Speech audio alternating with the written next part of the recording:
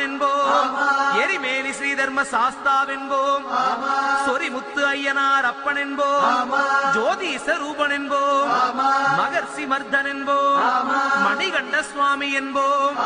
சுகுண விலாசன் என்போம், சுந்தர ரூபன் என்போம், ஜாதி மத பேதமில்லா கடவுளாம்,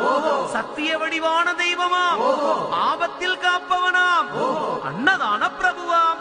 உலகத்தின் முப்பற்ற தெய்வமாம், சோதனைகள் செய்வானாம்